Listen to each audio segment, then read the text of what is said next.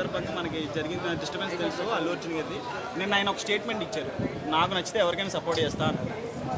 అల్లు అర్జున్ది మేము ఎలక్షన్కి ఎప్పుడైతే నంద్యాల వెళ్ళి సపోర్ట్ చేశాడో ఆ రోజు నుంచి మేము మెగా ఫ్యాన్స్, ఎవరైతే సీనియర్ మెగా ఫ్యాన్స్ ఉన్నారో అందరూ పక్కన పెట్టేసామన్నా.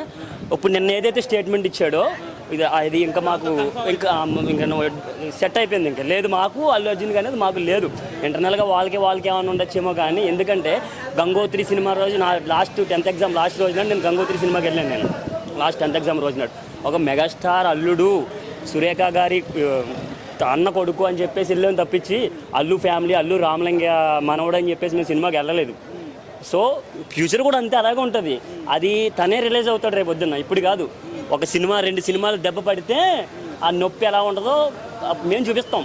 ఆ రోజు ఎందుకు దూరం మాట్లాడాం, వచ్చేనేమండి హ్యాపీ కదా.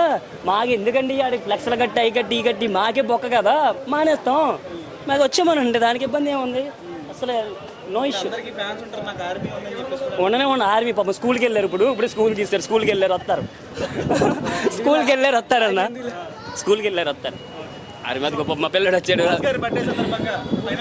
ఇంకా ఇప్పుడు సినిమా అయింది కదా, బ్లడ్ బ్యాంక్ వెళ్తున్నాం, బ్లడ్ ఇస్తాం. అది అన్నయ్య అదే నేర్పాడు మాకు, ఆ సంస్కారమే నేర్పాడు. కెలుకుతారు కాబట్టి వీళ్ళు అలా మాట్లాడుతాం తప్పించి మాది ఆ సంస్కారం కాదు. బ్లడ్ ఇవ్వండి, నలుగురికి అన్నం పెట్టండి, అదే నేర్పాడు అన్నయ్య, అదే ఫ్లో.